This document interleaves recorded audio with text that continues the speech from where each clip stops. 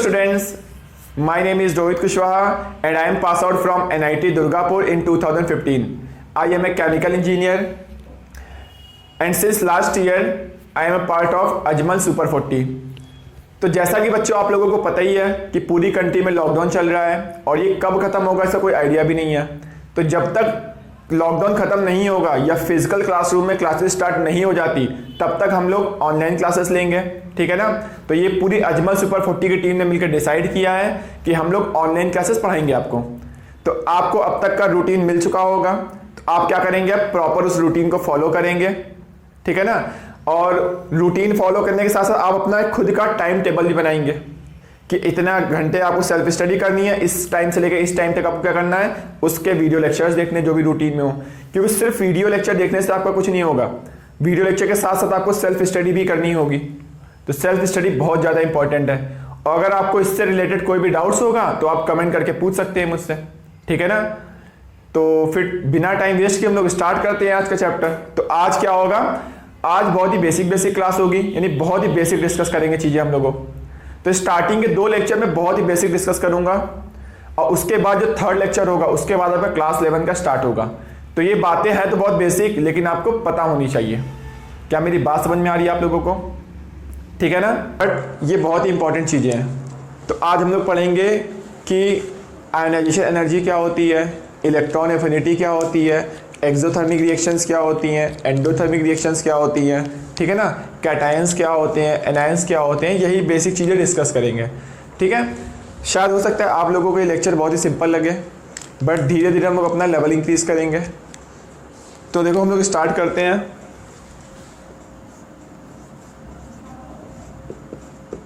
Matter से, ठीक है ना। तो बच्चों देखो मैटर क्या होता है, anything which occupy space and has mass is called matter. यानी कोई भी ऐसी चीज़ जो जगह घेरती है और उसका मास होता है उसको हम लोग क्या बोलते हैं, मैटर बोलते हैं। आ रही बात समझ में। फॉर एग्जांपल जैसे हम लोग क्या है, मैटर है। जैसे मैं बात करूँ ये मार्कर भी क्या है, मैटर है। ये बोर्ड भी क्या है, मैटर है। तो अगर अब मैं पूछूँ मैटर क्या नहीं होता है, फॉर एग्जांपल फीलिंग्स ये मैटर नहीं है, इमोशंस मैटर नहीं है, क्लियर है। अब बताएं मैटर जो होता है वो क्या होते हैं, बहुत ही छोटे छोटे पार्टिकल से मिलके बने होते हैं और उस पार्टिकल को हम लोग क्या बोलते हैं, एटम्स, या फिर हम लोग क्या बोलते हैं, मॉलिक्यूल्स, क्लियर है। और मॉलिक्यूल्स भी किससे मिलके बने होते हैं, एटम से मिलके बने होते हैं। तो देखो एटम्स क्या क्या होते हैं, जैसे मैं बात करूं हाइड्रोजन एक एटम है, ऑक्सीजन भी एटम है, नाइट्रोजन भी एटम है, फ्लोरीन एटम है, क्लोरीन एटम्स है, क्लियर है। जो एटम्स होते हैं वो फ्री स्टेट में एग्जिस्ट नहीं करते हैं। क्यों नहीं एग्जिस्ट करते हैं, क्योंकि वो अनस्टेबल होते हैं, क्लियर है, ठीक है। अब मैक्सिमम एटम्स तो अनस्टेबल होते हैं बट कुछ एटम फ्री स्टेट में एग्जिस्ट करते हैं। फॉर एग्जांपल हीलियम हो गया, नियॉन हो गया, आर्गन हो गया, तो वो स्टेबल एटम है। बट मैक्सिमम एटम क्या होते हैं, अनस्टेबल होते हैं, ठीक है। तो एटम जब अनस्टेबल होते हैं तो क्या होते हैं, वो बॉन्ड बनाते हैं। बॉन्ड से क्या होगा, मॉलिक्यूल फॉर्म करते हैं, क्लियर है। तो मॉलिक्यूल क्या होते हैं, वो स्टेबल होते हैं। तो मॉलिक्यूल जैसे फॉर एग्जांपल H2 एक मॉलिक्यूल है, O2 भी क्या है, मॉलिक्यूल है, N2 भी क्या है, मॉलिक्यूल है, ठीक है। तो हाइड्रोजन का एटम आपको फ्री स्टेट में नहीं मिलेगा बट हाइड्रोजन गैस मिलेगी। O2 का एटम आपको फ्री स्टेट में नहीं मिलेगा, O2 गैस मिलेगी। आधी बात समझ में आप लोगों को, क्लियर है।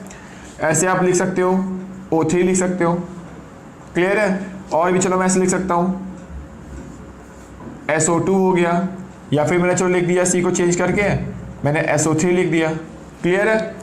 तो देखो ये तीनों हैं, देखो यहाँ पर इन तीनों को हम लोग क्या बोलते हैं, ये हर एक मॉलिक्यूल में कितने एटम है, 2 एटम है, तो इसको हम लोग क्या बोलते हैं, ये क्या होगा, ये डाई एटॉमिक मॉलिक्यूल है। डाई एटॉमिक मतलब हर मॉलिक्यूल में 2 एटम है।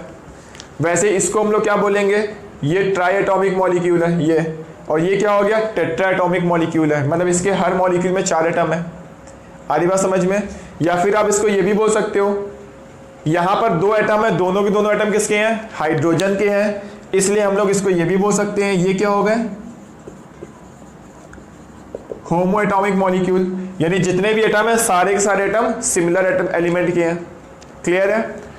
इनको आप ये बोल सकते हो, यहाँ पर देखो ये जो बना हुआ है SO3 ये डिफरेंट एटम से मिलकर बना हुआ है, एक सल्फर है 3 ऑक्सीजन है। यहाँ पर देखो सल्फर है और क्या है, बाकी का ऑक्सीजन है। तो ऐसे मॉलिक्यूल को हम लोग क्या बोलते हैं, हेट्रोएटॉमिक क्या होगा, मॉलिक्यूल हो जाएगा।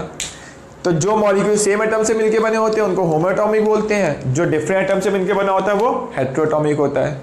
आ रही बच्चों बात समझ में आप लोगों को? ठीक है, फिर देखो इसी में मैं और डिस्कस करता हूं। चलो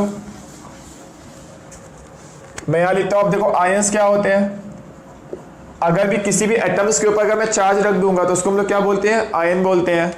फॉर एग्जाम्पल जैसे मैंने मान लो यहाँ पे लिख दिया सोडियम है, ये पहले एटम था, मैंने प्लस चार्ज कर दिया तो क्या हो गया, ये आयन हो गया।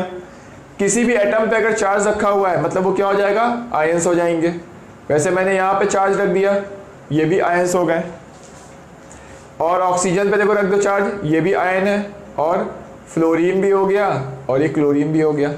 तो अगर किसी भी एटम्स पे चार्ज है मतलब वो क्या हो गया, आयंस हो जाएंगे। क्लियर है? अगर पॉजिटिव चार्ज है तो उसको हम लोग क्या बोलते हैं, कैटायंस बोलते हैं। और किसी भी एटम पे अगर निगेटिव चार्ज है तो उसको हम लोग क्या बोलते हैं, एनायंस बोलते हैं। यहाँ तक भी बच्चों आपको समझ में आ रहा होगा, बहुत ही बेसिक बातें हो रही डिस्कस। क्लियर है? तो चलो मैं इसको रफ कर देता हूँ।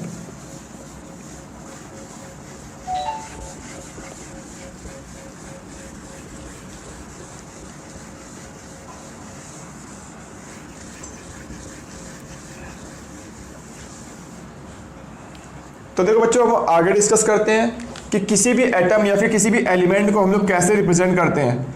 किसी भी एलिमेंट को हम लोग ऐसे रिप्रेजेंट करते हैं ZX से। तो अगर X लिखा हुआ है, X मीन्स क्या होता है, इसका मतलब ये एलिमेंट लिखा हुआ है। क्लियर है? और अगर A लिखा हुआ है तो A मतलब क्या होता है, A मीन्स होता है एटॉमिक मास होता है। यहाँ तक भी क्लियर आपको समझ में आ रहा होगा। अगर ये Z लिखा हुआ है, Z मीन्स क्या होता है, ये एटॉमिक नंबर होता है। क्लियर है यहाँ तक? चलो ठीक है। अब मैंने अगर पूछा किसी भी एटम को तो रिप्रेजेंट तो चलो ऐसे करते हैं। अब मैंने पूछा कि यहाँ पर बताओ नंबर ऑफ इलेक्ट्रॉन कितने होंगे। तो यहाँ पर जो Z की वैल्यू होती है, ठीक है, उसको हम लोग क्या बोलते हैं, नंबर ऑफ इलेक्ट्रॉन्स। पूछेगा कितने होंगे, जो ये वैल्यू लिखी हुई है Z होगी।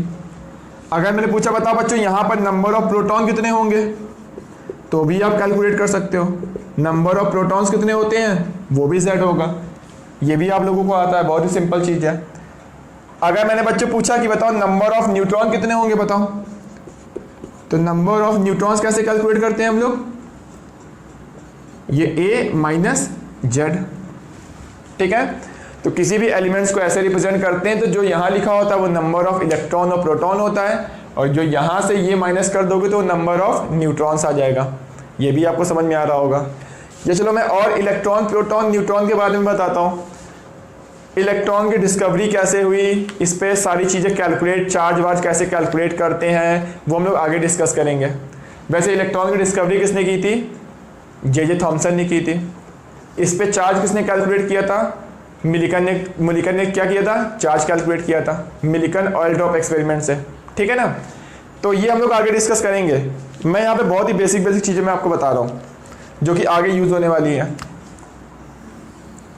तो देखो बच्चों, अगर मैं बात करूँ इलेक्ट्रॉन पे चार्ज कितने का होता है, तो इलेक्ट्रॉन पे जो चार्ज होता है,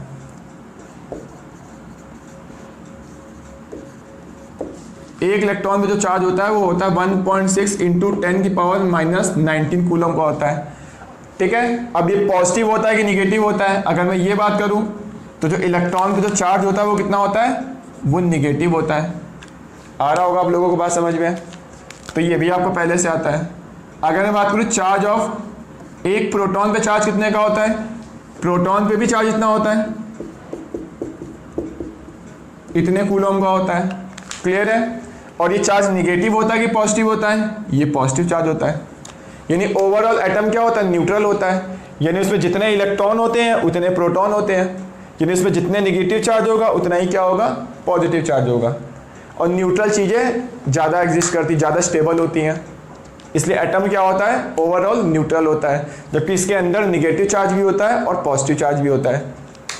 आ रही बात समझ में आप लोगों को? तो बात करूं न्यूट्रॉन पे कितने का चार्ज होता है, ये न्यूट्रल होता है। न्यूट्रल मतलब चार्ज कितने का होगा इस पर, 0 का चार्ज होता है, मतलब इस पर कोई भी चार्ज होता ही नहीं है।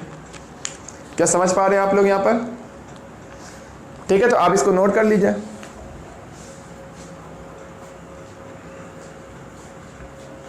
तो मैं मान के चल रहा हूँ कि आपने नोट कर लिया होगा, तो मैं रफ करता हूँ इसको।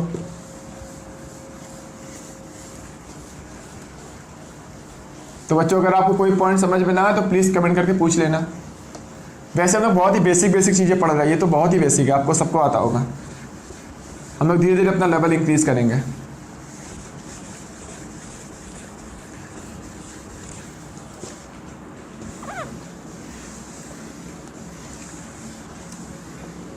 तो बच्चों देखो, अब मैं आपको बताना चाहूंगा यहाँ पर, तो अभी तक हम लोगों ने सीख लिया कि किसी भी एटम में इलेक्ट्रॉन, प्रोटॉन, न्यूट्रॉन कैसे निकालते हैं। या फिर चलो मैं इसी में एग्जांपल एक दो करवा देता हूँ। जैसे मान लो मैंने बोला कि यहाँ पर लिखा हुआ है 11Na23, तो मैंने पूछा बच्चों बताओ सोडियम में कितने इलेक्ट्रॉन होते हैं, तो आप बता सकते हो। इलेक्ट्रॉन कितना होगा 11, प्रोटॉन कितना होगा 11, और न्यूट्रॉन कितना होगा 23 माइनस 11, वैल्यू कितनी आएगी 12 आ जाएगी। क्लियर है? सेम इसी टाइप से मैंने पूछा बताओ कैल्शियम के बारे में बता दो, कैल्शियम में कितने इलेक्ट्रॉन होते हैं, कितने प्रोटॉन होते हैं, कितने न्यूट्रॉन होते हैं। अगर आपको एलिमेंट को रिप्रेजेंट करना आ गया तो आप आराम से बता सकते हो। इसमें भी आप बता सकते हो इलेक्ट्रॉन 20 है, प्रोटॉन भी 20 है, और नंबर ऑफ न्यूट्रॉन कितने हैं 40 माइनस 20, यानी कितना आ गया 20 आ गया। क्लियर है यहाँ तक? तो मैं रफ करता हूँ इसको। अब मैं आपको एक्सप्लेन करने को ट्राई करता हूँ कि आयनाइजेशन एनर्जी क्या होती है और इलेक्ट्रॉन एफिनिटी क्या होती है। क्लियर है? चलो फिर ठीक है, तो मैं इसको रफ करता हूँ।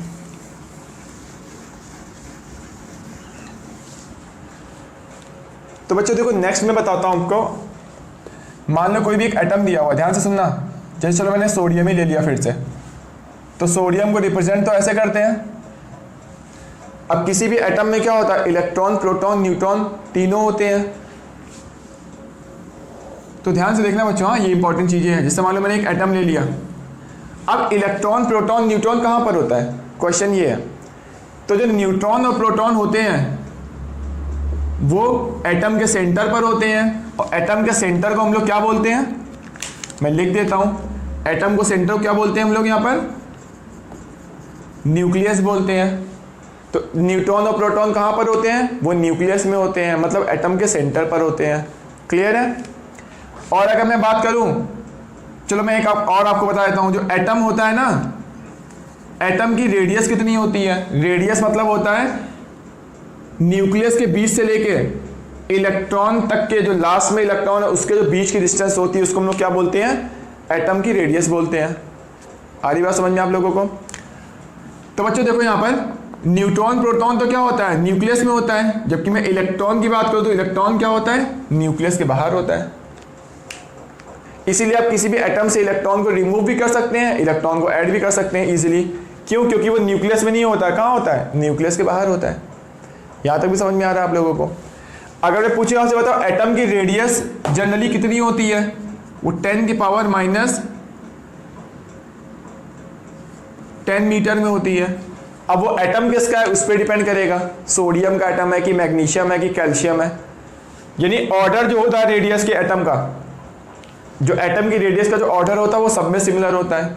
हो सकता है किसी में वैल्यू आए 0.1 इंटू 10 की पावर माइनस 10 मीटर, किसी में वैल्यू आए 0.5 इंटू 10 की पावर माइनस 10 मीटर, किसी एटम की रेडियस होगी 0.2 इंटू 10 की पावर माइनस 10 मीटर। आ रही बात समझ में आप लोगों को? बट ये वाली वैल्यू हमेशा क्या होती है, कॉमन होती है। और बाकी आगे क्या होगा कोफिशिएंट, वो डिपेंड करेगा आप कौन सा एटम ले रहे हो। तो जनरली जो एटम की रेडियस होती है वो 10 की पावर माइनस 10 मीटर में होती है। और मैं चलो इसको और डिटेल में बताऊं अगर आपको, तो रेडियस ऑफ जो न्यूक्लियस होती है वो कितनी होती है, वो एक अप्रॉक्सीमेट होती है 10 की पावर माइनस 15 मीटर में। यानी एटम्स जो होता है वो काफ़ी बड़ा होता है as compare to nucleus. Nucleus क्या होता है, एटम के अंदर होता है और वो बहुत ही छोटा होता है। और उसी में न्यूक्लियस के अंदर क्या होते हैं, न्यूट्रॉन और प्रोटॉन होते हैं। और ये इतनी पास पास में होते हैं, जिससे मैं बात करूं अगर जो डेंसिटी ऑफ न्यूक्लियस होती है वो अप्रोक्सीमेट 10⁻14 ग्राम पर सीसी हो जाती है। सीसी मतलब होता है सेंटीमीटर क्यूब, यानी आप ml बोल सकते हो। क्लियर है? यानी 1 सेंटीमीटर क्यूब में जो मास होता है न्यूक्लियस का, अगर आपने 1 सेंटीमीटर क्यूब न्यूक्लियस ले लिया तो उसमें मास कितने का होगा? 10⁻14 ग्राम होगा। और 10⁻14 ग्राम एक बहुत ही बड़ा नंबर है। इतना बड़ा नंबर कि अब इंडिया छोड़ो, पूरे वर्ल्ड है ना, पूरी अर्थ है, पूरे अर्थ में सारे इंसान और दुनिया की सारी चीज़ों का तुम क्या करो, अर्थ में मास कैलकुलेट कर लो और सबको ऐड कर लो, फिर भी ये नंबर क्या होगा? उससे बड़ा होगा। यानी आप सोच सकते हो न्यूक्लियस कितना ज़्यादा डेंस होता है। ठीक है ना? तो ये सारी चीज़ें हम लोग आगे चल के कैलकुलेट भी करेंगे जब हम लोग एटॉमिक स्ट्रक्चर पढ़ेंगे। तो मैंने बहुत ही बेसिक चीज़ें आपको बताई हैं कि न्यूट्रॉन प्रोटॉन हमेशा कहाँ होता है? न्यूक्लियस के अंदर होता है। और न्यूक्लियस बहुत ही ज़्यादा डेंस होता है, यानी पर सेंटीमीटर क्यूब में 10⁻14 ग्राम उसका मास होता है, 1 सेंटीमीटर क्यूब का मास। और 10⁻14 ग्राम मास पूरी अर्थ के मास से भी ज़्यादा है और कई टाइम्स ज़्यादा है। क्लियर है आप लोगों को? तो मैं इसको रफ कर देता हूं। ठीक है,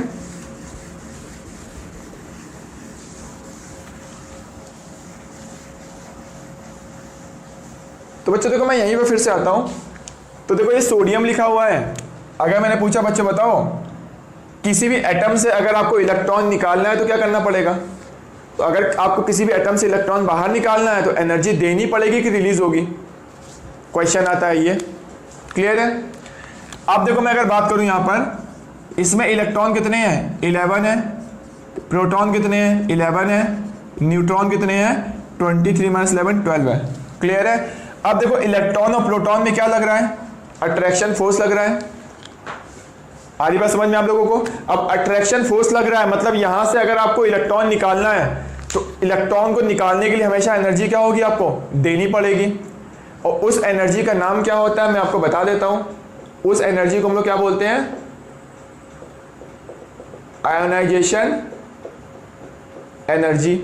यानी किसी भी एटम में अगर आप आयोनाइजेशन एनर्जी दे दोगे तो उससे क्या हो जाएगा? इलेक्ट्रॉन बाहर आ जाएगा। यानी अगर मैं बात करूं इलेक्ट्रॉन पहले क्या थे? 11 थे, तो कितने हो जाएंगे? 10 हो जाएंगे। बट प्रोटॉन न्यूट्रॉन दोनों नहीं निकालना है क्योंकि ये न्यूक्लियस में है और ये न्यूक्लियस के बाहर है। तो इलेक्ट्रॉन तो मैंने एक रिमूव कर दिया, बट प्रोटॉन क्या है आपका? सेम है। मैंने पूछा न्यूट्रॉन कितना है? अभी भी सेम है। न्यूट्रॉन तो न्यूट्रल होता है। क्लियर है? अब देखो यहाँ पे जितना पॉजिटिव चार्ज है उतना निगेटिव चार्ज है, तो ओवरऑल ये क्या रहेगा? एटम न्यूट्रल रहेगा। बट अगर मैं बात करूँ यहाँ से मैंने एक इलेक्ट्रॉन को क्या किया हुआ है? बाहर निकाल दिया है। तो इसका मतलब क्या होगा कि देखो यहाँ पे प्लस चार्ज ज़्यादा हो गया और माइनस चार्ज कम हो गया। अब कितना प्लस चार्ज ज़्यादा है? 1 यूनिट का प्लस चार्ज ज़्यादा है। इसका मतलब सोडियम पे कितने का चार्ज आएगा? +1 का चार्ज आएगा। आदि बच्चों बात समझ में? यानी किसी भी एटम पे अगर प्लस चार्ज लगा हुआ है यानी उसका मतलब होगा कि उससे इलेक्ट्रॉन को रिमूव किया गया है। आदि बात समझ में? और भी देखो यहाँ पर अगर मान लो मैंने, अब देखो सेकंड एग्जांपल लेता हूँ। मान लो मैंने मैग्नीशियम ले लिया, तो मैग्नीशियम में क्या होता है? ऐसे रिप्रेजेंट करते हैं मैग्नीशियम को। यहाँ तक भी क्लियर है आप लोगों को? तो मैंने क्या किया, देखो यहाँ पे लिखा हुआ इलेक्ट्रॉन 12 है, प्रोटॉन भी 12 है और न्यूट्रॉन भी कितना है यहाँ पर? 24, सॉरी कितना है? 12 है। 24 - 12। अब मैंने क्या किया, इससे भी क्या किया? इलेक्ट्रॉन को रिमूव कर दिया। तो मुझे एनर्जी कितनी देनी पड़ेगी? आयोनाइजेशन एनर्जी देनी पड़ेगी। इससे भी क्या हो जाएगा? इलेक्ट्रॉन रिमूव हो जाएगा। क्लियर है? आ रही बात समझ में आप लोगों को? तो अब बताओ यहाँ पर इलेक्ट्रॉन कितने बचेंगे तुम्हारे? यहाँ पर एक प्लस चार्ज आया, मतलब मैंने कितने इलेक्ट्रॉन को रिमूव किया है? 1 इलेक्ट्रॉन को रिमूव किया है। वैसे अगर किसी एटम के ऊपर मान लो 2 चार्ज आ रहा है तो उसमें मैंने क्या किया है? 2 इलेक्ट्रॉन को रिमूव किया है। अगर किसी भी एटम पे +3 चार्ज है उसका मतलब क्या होगा कि उस एटम से मैंने 3 इलेक्ट्रॉन को रिमूव किया हुआ है। क्या बच्चों समझ पा रहे हो आप लोग? क्लियर है? वैसे मैं और भी एग्जाम्पल चलो ले सकता हूँ। मैं इसकी जगह चलो लेता हूँ यहाँ पर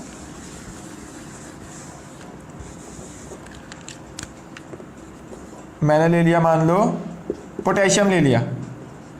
पोटेशियम को ऐसे रिप्रेजेंट करते हैं। तो मैंने बोला बच्चों था इलेक्ट्रॉन कितने हैं यहाँ पर? 19 है। प्रोटॉन कितने हैं? 19 है। न्यूट्रॉन कितने हैं? 20 है। अब मैंने क्या किया, इसको मैंने क्या दी, किसी भी एटम से अगर इलेक्ट्रॉन निकालना है तो तुम्हें एनर्जी हमेशा ऑलवेज देनी पड़ेगी। उस एनर्जी का नाम क्या होता है, आयनाइजेशन एनर्जी होता है। समझ पा रहे हैं आप लोग बात। और ये आयनाइजेशन एनर्जी की वैल्यू और ये वाली वैल्यू ये दोनों डिफरेंट होती है। हर एटम से इलेक्ट्रॉन निकालने के लिए अलग अलग वैल्यू लगती है, बट उसका नाम क्या होता है, आयनाइजेशन एनर्जी होता है। अब ये आयनाइजेशन एनर्जी किस किस फैक्टर पे डिपेंड करती है, या फिर आप कैसे कैसे कंपेयर कर सकते हैं, ये हम लोग आगे डिस्कस करेंगे। पीरियोडिक टेबल पढ़ेंगे तो वहाँ डिस्कस करेंगे, बहुत ही डिटेल में डिस्कस करेंगे। क्लियर है। तो आप इसकी डेफिनेशन भी चाहो लिख सकते हो, energy required to remove an electron from outer most shell of an isolated gaseous atom. तो ये हम लोग डिटेल में डिस्कस करने वाले हैं। क्लियर है कि आयनाइजेशन एनर्जी किन किन फैक्टर पर डिपेंड करेगी और आप कैसे कंपेयर कर सकते हो, वो बात की बात है, या इसकी यूनिट क्या होती है वो भी बात की बात है। यानी आपको भी बस ये याद रखना है कि किसी भी एटम से अगर इलेक्ट्रॉन निकालोगे तो हमेशा एनर्जी देनी पड़ेगी ऑलवेज, और उस एनर्जी का नाम होता है आयनाइजेशन एनर्जी। ठीक है। तो यानी कि मैं बात करूँ यहाँ से इलेक्ट्रॉन मैंने मान लो आयनाइजेशन एनर्जी दे दी तो उससे इलेक्ट्रॉन निकल जाएगा तो यहाँ क्या बनेगा, प्लस चार्ज बनेगा। क्लियर है। अब मैं देखो यहाँ पे पूछूँ इलेक्ट्रॉन पे यहाँ पे कितना है, 19 है, तो एक इलेक्ट्रॉन निकल गया, प्लस मतलब एक इलेक्ट्रॉन निकल गया, तो यहाँ पे कितना बचा, 18 बचा। प्रोटॉन कितना है, अभी भी सेम है। न्यूट्रॉन अभी भी क्या है, सेम है। क्लियर है। क्योंकि प्रोटॉन न्यूट्रॉन कहाँ होता है, ये न्यूक्लियस के अंदर होते हैं, तो मैंने प्रोटॉन न्यूट्रॉन नहीं निकाला। सबसे आसान क्या है निकालना और ऐड करना, इलेक्ट्रॉन को, तो मैंने इलेक्ट्रॉन को रिमूव कर दिया। तो बात ध्यान रखो, ये वाली एनर्जी और ये एनर्जी दोनों आयनाइजेशन एनर्जी है, बट ये वैल्यू डिफरेंट होगी और ये वैल्यू डिफरेंट होगी। क्यों, क्योंकि इसमें अट्रैक्शन फोर्स अलग लग रहा है और इसमें जो अट्रैक्शन फोर्स लग रहा है वो डिफरेंट लग रहा है। तो ये लोग आगे डिस्कस करेंगे, तो देख लो। तो यहां तक क्लियर हो गया होगा आपको आयनाइजेशन एनर्जी क्या होती है। क्लियर है। चलो फिर ठीक है, मैं रफ करता हूं इसको।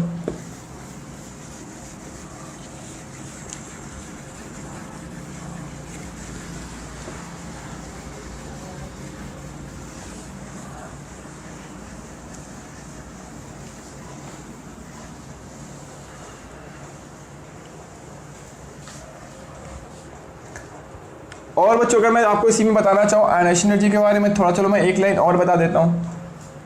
तो देखो जैसे सुनो कि मान लो मैंने यहाँ पे क्या लिया, मैग्नीशियम ले लिया, तो मैग्नीशियम को मैं ऐसे रिप्रेजेंट करता हूँ। तो मैंने यहाँ पे क्या देखा कि यहाँ पे इलेक्ट्रॉन कितने हैं, 12 हैं, प्रोटॉन कितने हैं, 12 हैं, और न्यूट्रॉन कितने हैं, 24 माइनस 12 आ गया।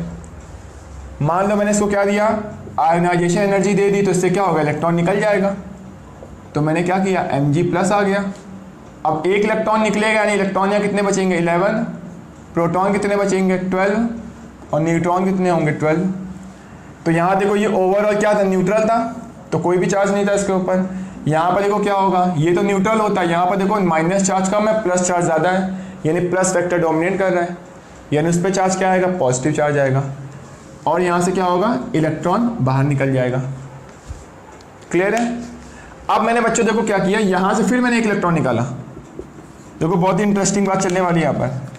तो यहाँ पर Mg+ था, ठीक है। अब मैंने क्या किया, इसको एक और आयनाइजेशन एनर्जी दी, इलेक्ट्रॉन फिर बाहर निकल जाएगा, और इलेक्ट्रॉन बाहर निकलेगा तो क्या होगा, अब एक इलेक्ट्रॉन तो पहले से बाहर था, एक इलेक्ट्रॉन मैंने और रिमूव कर दिया, यानी यहाँ पे चार्ज कितने का आएगा, Mg+2 आएगा, और प्लस क्या होगा, इलेक्ट्रॉन आएगा।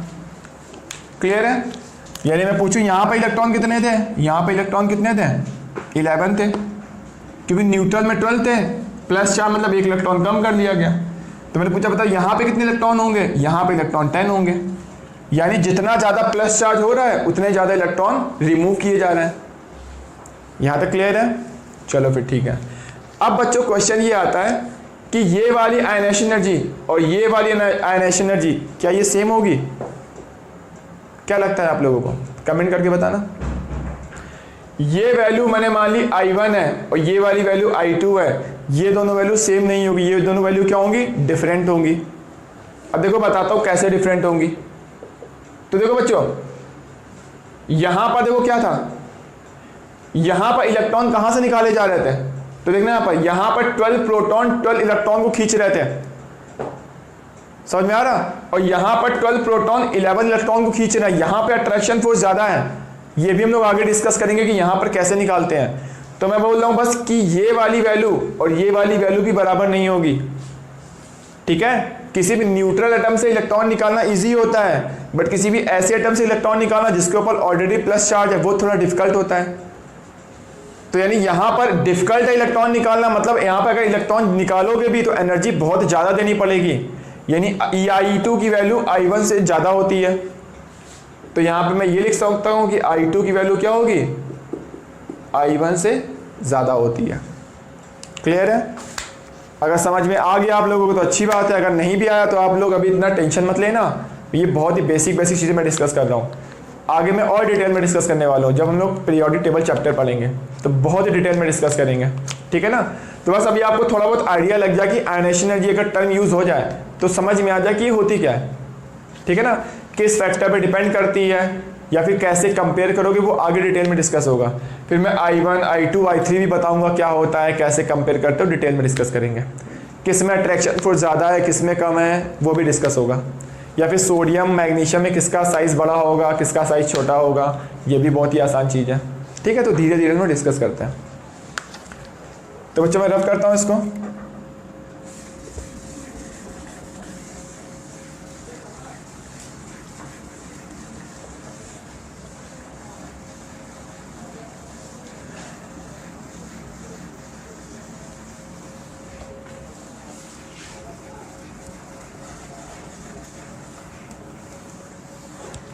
तो बच्चों अब मैं आपको बताता हूँ इलेक्ट्रॉन एफिनिटी क्या होती है।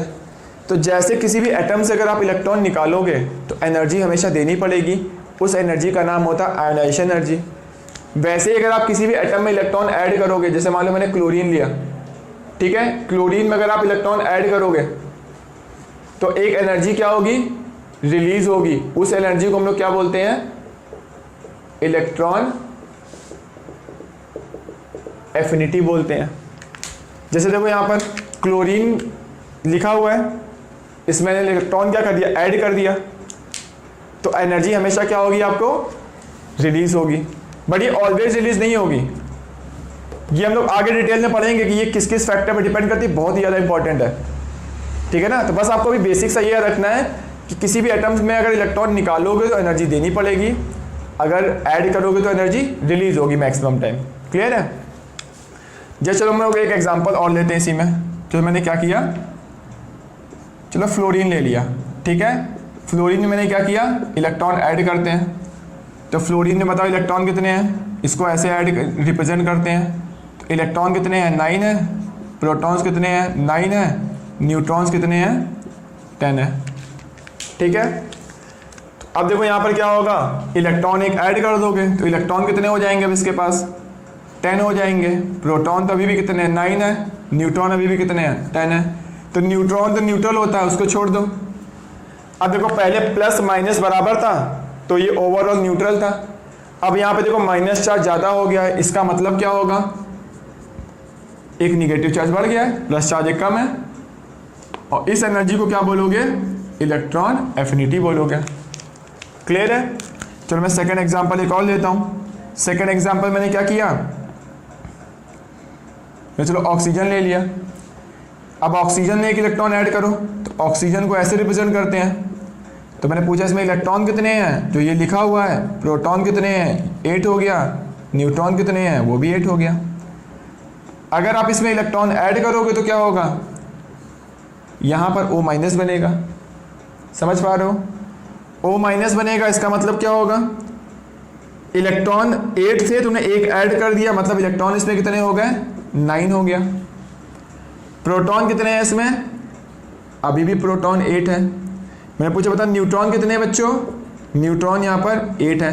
तो पहले देखो इलेक्ट्रॉन प्रोटॉन बराबर थे तो ये एटम क्या था, न्यूट्रल था।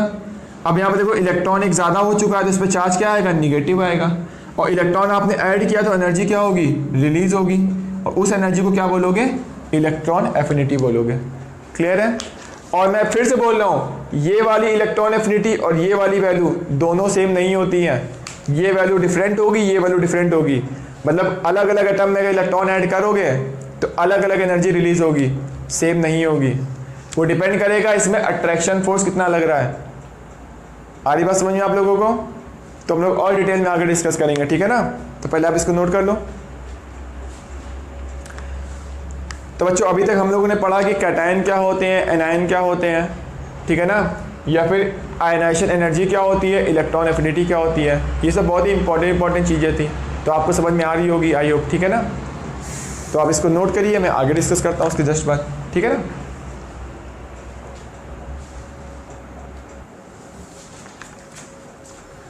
तो बच्चों मैं रफ करता हूँ इसको।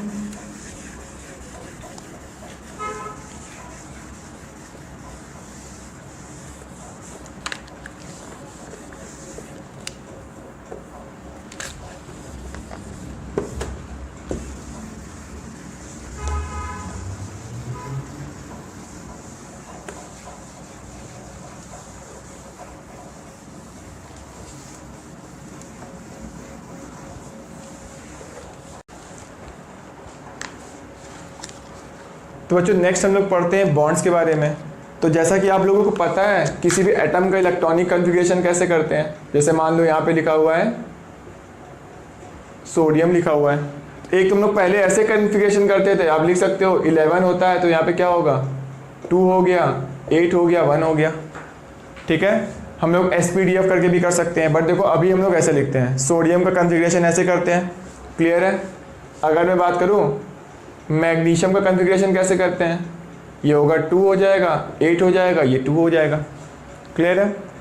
अगर मैं पूछूं बताओ क्लोरीन का बच्चों कॉन्फ़िगरेशन कैसे करेंगे इलेक्ट्रॉनिक कॉन्फ़िगरेशन, तो क्लोरीन में इलेक्ट्रॉन कितने होते हैं 17 होते हैं, यानी क्या होगा देखो 2 होगा, 8 होगा, 8 होगा, 2 8 8 7 हो जाएगा। आ रही बात समझ में आप लोगों को। और मैं बताऊं चलो देखो ऑक्सीजन का कॉन्फ़िगरेशन कैसे करेंगे, इसका एटॉमिक नंबर 8 होता है। इलेक्ट्रॉनिक कॉन्फ़िगरेशन मतलब इलेक्ट्रॉन को फिलअप करना है आपको, यानी यहाँ पर जो कॉन्फ़िगरेशन आपने पढ़ा होगा बहुत ही बेसिक है, 2 और 6 होता है, क्लियर है। और आपने ये भी पढ़ा हुआ है कि सारे एटम्स क्या करते हैं अपनी ऑक्टेट को कंप्लीट करना चाहते हैं, तो ये अपनी ऑक्टेट को कंप्लीट करने के लिए क्या करेगा 8 इलेक्ट्रॉन है, तो यहाँ पर 8 इलेक्ट्रॉन करने के लिए या तो वो 7 इलेक्ट्रॉन क्या करे गेन करे, या फिर 1 इलेक्ट्रॉन क्या करे लॉस करे। तो 7 इलेक्ट्रॉन को गेन करना डिफिकल्ट होता है, जबकि 1 इलेक्ट्रॉन को लॉस करना इजी होता है, तो वो क्या करेगा इस 1 इलेक्ट्रॉन को लॉस कर देगा। यानी सोडियम किस फॉर्म में स्टेबल होगा, जब वो 1 इलेक्ट्रॉन का डोनेट कर देगा, मतलब Na+ फॉर्म में स्टेबल होगा। अब मैं बात करूं मैग्नीशियम क्या करेगा, उसको भी ऑक्टेट कंप्लीट करनी है, तो उसके पास है 2 इलेक्ट्रॉन, या तो ये 2 इलेक्ट्रॉन डोनेट कर दे तो ऑक्टेट कंप्लीट हो जाएगी, या फिर 6 इलेक्ट्रॉन एक्सेप्ट कर ले तो इसकी ऑक्टेट कंप्लीट हो जाएगी। तो 2 डोनेट करना ज़्यादा इजी है 6 एक्सेप्ट करने से, तो ये 2 इलेक्ट्रॉन डोनेट कर देगा, डोनेट कर देगा तो उस पर चार्ज कौन सा आएगा 2 डोनेट करेगा तो 2+ चार्ज आएगा, क्लियर है आप लोगों को। अब मैं चलो क्लोरीन की बात करता हूँ, तो देखो क्लोरीन में क्या होगा इसको ऑक्टेट करनी है, तो या तो ये 7 इलेक्ट्रॉन डोनेट कर दे तो ऑक्टेट कंप्लीट हो जाएगी, या फिर 1 इलेक्ट्रॉन एक्सेप्ट कर ले तो ऑक्टेट कंप्लीट हो जाएगी। तो 7 को डोनेट करना डिफिकल्ट है और 1 को एक्सेप्ट करना इजी है, तो इस केस में क्या करेगा ये क्लोरीन 1 एक्सेप्ट कर लेगा, और एक्सेप्ट करेगा तो चार्ज कौन सा आएगा नेगेटिव, तो इसकी ऑक्टेट कंप्लीट हो जाएगी। यानी क्लोरीन किस फॉर्म में स्टेबल होगा माइनस फॉर्म में, क्लियर है। वैसे मैं ऑक्सीजन की बात करूँ तो ऑक्सीजन ऑक्टेट करने के लिए क्या करेगा 2 इलेक्ट्रॉन को एक्सेप्ट करेगा, यानी O किस फॉर्म में ज़्यादा स्टेबल होगा -2 फॉर्म में, ठीक है। तो जो इलेक्ट्रॉन्स डोनेट करते हैं जैसे प्लस चार्ज जिनके ऊपर आता है उनको हम लोग क्या बोलते हैं मेटल्स बोलते हैं, और जो इलेक्ट्रॉन एक्सेप्ट करते हैं उनको हम लोग क्या बोलते हैं नॉन मेटल्स बोलते हैं, क्लियर है। बहुत ही बेसिक है, आप सबको आता होगा। अब देखो मैं बात करूं बॉन्ड की, अगर मैं बात करूं तो देखो मैं यहां लिखता हूं, बच्चों बताओ आयनिक बॉन्ड क्या होगा, आयनिक बॉन्ड कैसे बनता है, जो कि आप लोगों ने पढ़ा हुआ है ट्रांसफर ऑफ इलेक्ट्रॉन से कौन सा बॉन्ड बनता है आयनिक बॉन्ड बनता है।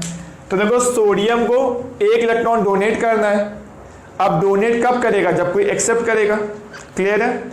क्लोरीन को 1 इलेक्ट्रॉन एक्सेप्ट करना है, तो ये एक्सेप्ट कब करेगा जब कोई दूसरा एटम डोनेट करने वाला होगा, तो इन दोनों एटम के बीच में क्या होगा इलेक्ट्रॉन का ट्रांसफर हो जाएगा।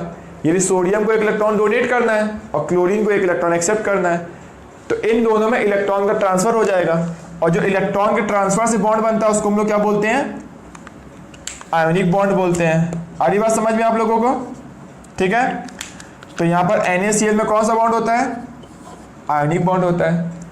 अब मैं पूछूं चलो बताओ बच्चों मैग्नीशियम और क्लोरीन में कौन सा बॉन्ड होगा? तो मैग्नीशियम को 2 इलेक्ट्रॉन डोनेट करना है, बट क्लोरीन को तो एक ही इलेक्ट्रॉन एक्सेप्ट करना है। तो 2 इलेक्ट्रॉन एक्सेप्ट करने के लिए 2 क्लोरीन चाहिए, यानी एक मैग्नीशियम अकेला 2 इलेक्ट्रॉन डोनेट करेगा, बट क्लोरीन 2 चाहिए एक्सेप्ट करने के लिए। तो MgCl2 में भी कौन सा बॉन्ड होता है? आयोनिक बॉन्ड होता है। क्या बच्चे समझ पा रहे हो आप लोग? क्लियर है? चलो फिर ठीक है। अब मैं बात करूँ, चलो इधर देखो, चलो मैं इसको रफ करके एक चीज़ और आपको बताता हूँ, इंपॉर्टेंट चीज़।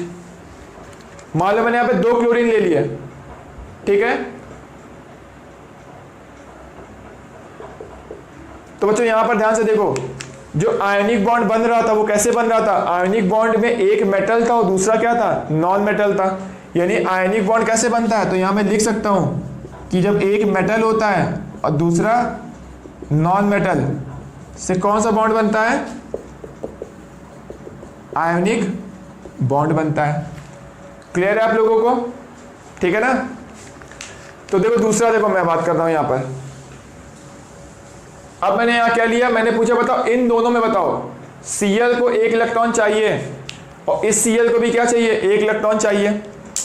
तो अब देखो इसको भी इलेक्ट्रॉन चाहिए, इसको भी इलेक्ट्रॉन चाहिए, तो इन दोनों में कौन सा बॉन्ड बनेगा? इसमें आयनिक बॉन्ड तो नहीं बन सकता, क्योंकि इसमें इलेक्ट्रॉन का ट्रांसफर हो ही नहीं सकता। इलेक्ट्रॉन का ट्रांसफर कब होता है? जब एक को इलेक्ट्रॉन नहीं चाहिए होते हैं और दूसरे को चाहिए होते हैं। यहां पर दोनों को ही चाहिए, तो इस केस में क्या होगा? ये दोनों एक एक इलेक्ट्रॉन की शेयरिंग कर लेंगे। क्लियर है? तो मैं ये बोल सकता हूं कि जो कोवेलेंट बॉन्ड कैसे बनता है? कैसे बनता है बच्चों? शेयरिंग ऑफ इलेक्ट्रॉन से कौन सा बॉन्ड बनता है? कोवेलेंट बॉन्ड बनता है। जैसे एक एक इलेक्ट्रॉन की शेयरिंग करके कौन सा बॉन्ड बना लेंगे? Cl2 बना लेंगे। क्लियर है? यानी जो कोवेलेंट बॉन्ड बनेगा वो कैसे कैसे बनेगा? ये बनता है non metal plus non metal, जब रिएक्शन करते हैं तो बॉन्ड कौन सा बनेगा? कोवेलेंट बॉन्ड बनेगा। क्लियर है? तो बच्चों देखो कोवेलेंट बॉन्ड और भी हम लोग डिटेल में डिस्कस करेंगे जब हम लोग पढ़ेंगे केमिकल बॉन्डिंग, कि आयनिक बॉन्ड क्या होता है, किस किस फैक्टर पे डिपेंड करता है, कोई किस में आयनिक बॉन्ड स्ट्रांग होगा, किस में वीक होगा, और इससे किन किन फैक्टर पे डिपेंड मतलब इफेक्ट होता है, वो सब डिस्कस करेंगे।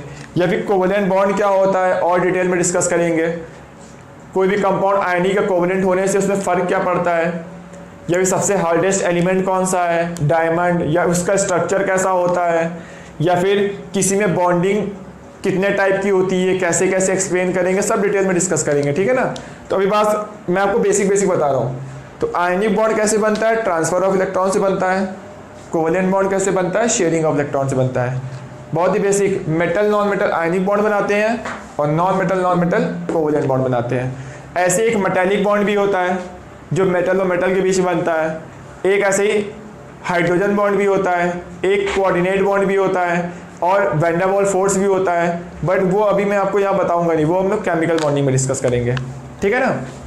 तो आप लोग इसको नोट करिए, मैं आगे डिस्कस करता हूँ।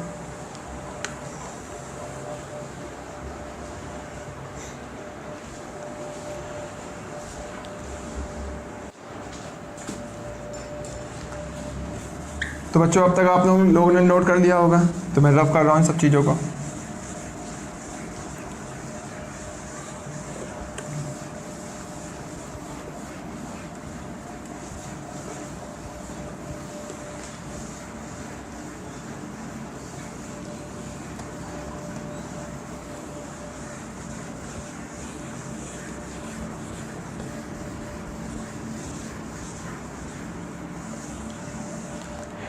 ठीक है बच्चों, देखो हम लोग अब आगे डिस्कस करते हैं।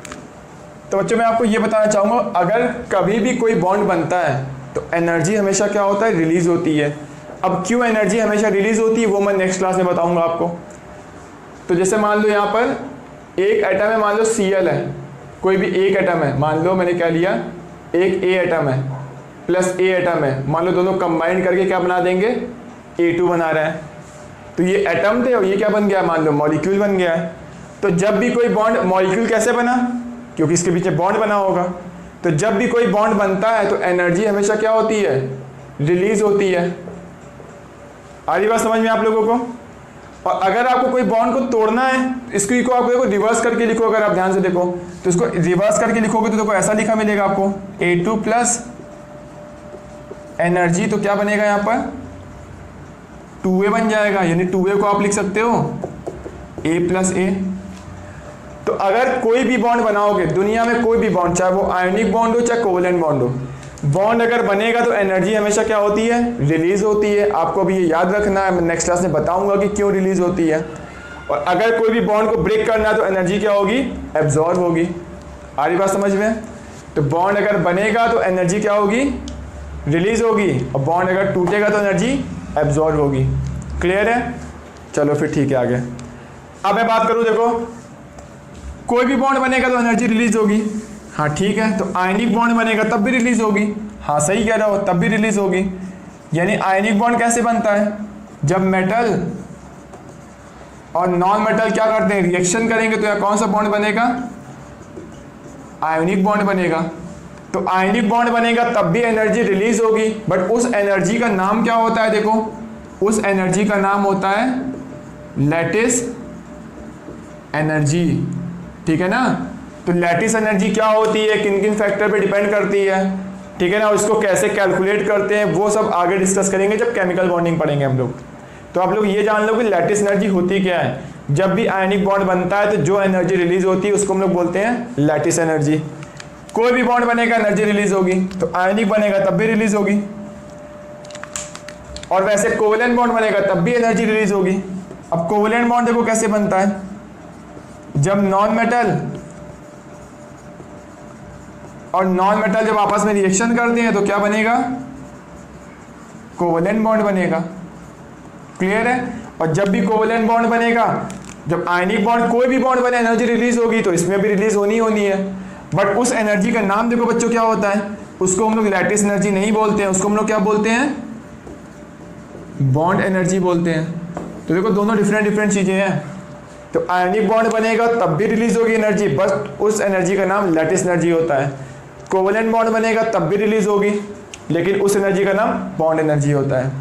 आ रही बात समझ में आप लोगों को? तो कभी कभी नेक्स्ट टर्म ये नया यूज हो, लैटिस एनर्जी, बॉन्ड एनर्जी, जब लोग पढ़ेंगे आगे चल के तो आपको थोड़ा बहुत आइडिया अगर अभी से है तो आपको आगे बहुत ही आसानी होगी, ठीक है ना। तो अभी तक हम लोगों ने कोई भी चैप्टर स्टार्ट नहीं किया है, बस बेसिक सा मैं आपको बता रहा हूँ, ठीक है ना। तो मैं रफ करता हूँ इसको, तो आपको आइडिया लग गया कि बॉन्ड एनर्जी क्या होती है एंड लैटिस एनर्जी क्या होती है। तो कोई भी बॉन्ड बनेगा एनर्जी रिलीज होगी, अगर कोई भी बॉन्ड तोड़ोगे तो एनर्जी क्या होगी, एब्जॉर्ब होगी, ठीक है। तो बच्चों अब मैं नेक्स्ट आपको बताना चाहूँगा टाइप्स ऑफ रिएक्शन के बारे में। तो हम लोग अब पढ़ेंगे types of reaction on the basis of energy. तो एनर्जी के बेस पे देखो रिएक्शन दो टाइप की होगी, कौन कौन सी, एक एक्सोथर्मिक और दूसरा एंडोथर्मिक। क्लियर है? अब देखो एक्सोथर्मिक एंडोथर्मिक रिएक्शन क्या होती है, उसके पहले देखो मैं आपको एक एग्जांपल बताना चाहता हूँ। अब एग्जांपल क्या है, मान लो मैंने एक रिएक्शन लिखी, जैसे N2 प्लस 3H2 गिव्स लिखा मैंने 2NH3। क्लियर है? अब अगर मैंने पूछा कि बताओ बच्चों N2 एक मॉलिक्यूल है, यानी N और N के बीच में क्या बना हुआ है, बॉन्ड बना हुआ है। तो अगर मैं देखो अगर मुझे NH3 बनाना है तो मैंने क्या करना पड़ेगा, पहले N के बीच का बॉन्ड तोड़ना पड़ेगा, और H के बीच का बॉन्ड क्या करना पड़ेगा, तोड़ना पड़ेगा। अगर यहाँ बॉन्ड ब्रेक करोगे तो एनर्जी क्या होगी, यहाँ पर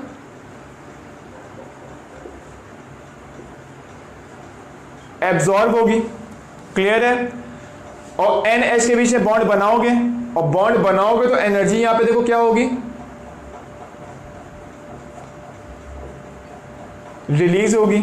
समझो बात को, कभी भी कोई भी रिएक्शन होती है तो देखो रिएक्टेंट आपस में रिएक्शन करेंगे तभी जाके प्रोडक्ट बनाएंगे। क्लियर है? और रिएक्टेंट रिएक्शन करेंगे मतलब ये पहले अपने बीच का बॉन्ड तोड़ेंगे, और H के बीच का बॉन्ड टूटेगा, तो बॉन्ड तोड़ोगे तो एनर्जी देनी पड़ेगी, यहाँ पे भी एनर्जी देनी पड़ेगी, और एनर्जी देनी पड़ रही मतलब एनर्जी क्या होगी, एब्जॉर्ब होगी। क्लियर है? और NH के बीच का बॉन्ड बनेगा, और बॉन्ड बनेगा तो एनर्जी क्या होगी, रिलीज होगी। तो यानी यहाँ पे एनर्जी क्या होगी, रिलीज होगी। यानी मैं ये बोल सकता हूँ कि पूरी रिएक्शन में कुछ ओल्ड बॉन्ड क्या होंगे, पुराने बॉन्ड टूटते हैं और नए बॉन्ड बनते हैं। तो पूरी रिएक्शन में कुछ ना कुछ क्या होता है, एनर्जी चेंज होता है। क्लियर है? उस एनर्जी चेंज को हम लोग क्या बोलते हैं, डेल्टा एच से रिप्रेजेंट करते हैं। ये डेल्टा एच मतलब होता है, चलो ऐसे बता दो, प्रोडक्ट की एनर्जी माइनस रिएक्टेंट की एनर्जी। समेशन मतलब सारे प्रोडक्ट जिनकी एनर्जी है सबको ऐड कर दो और रिएक्टेंट में सबकी एनर्जी ऐड कर दो और दोनों को माइनस कर दो। क्लियर है? तो डेल्टा एच मतलब होता है कि पूरी रिएक्शन में कुछ ना कुछ एनर्जी चेंज होगा, उस एनर्जी चेंज को डेल्टा एच से रिप्रेजेंट करते हैं। क्यों एनर्जी चेंज होगा? क्योंकि पुराने बॉन्ड टूटेंगे और बॉन्ड तोड़ रहे हो तो एनर्जी देनी पड़ेगी, नए बॉन्ड बनेंगे, नए बॉन्ड बनेंगे तो एनर्जी क्या होगी, रिलीज होगी। यानी कुछ भी जो भी चेंज होगा उसको मैंने डेल्टा एच से रिप्रेजेंट कर दिया। कैसे निकालोगे डेल्टा एच की वैल्यू? प्रोडक्ट माइनस रिएक्टेंट से निकालते हैं। ठीक है ना?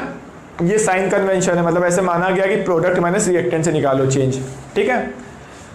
अब देखो अगर मैं बात करूं यहां पर, ठीक है, तो देखो नेक्स्ट यहां पर मैं ये लिख देता हूं कि डेल्टा एच मतलब क्या होता है,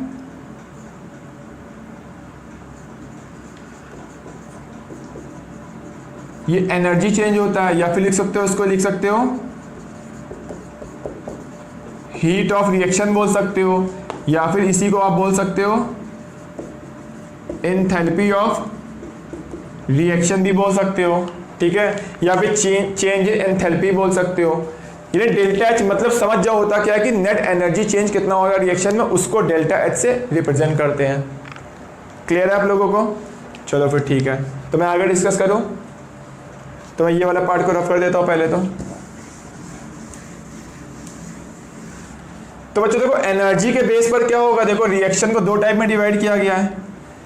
एक ऐसी रिएक्शन, देखो जब मान लो रिएक्टेंट से मैंने क्या बना रहा हूँ, प्रोडक्ट बना रहा हूँ, और मान लो नेट एनर्जी क्या हो रही है, रिलीज हो रही है।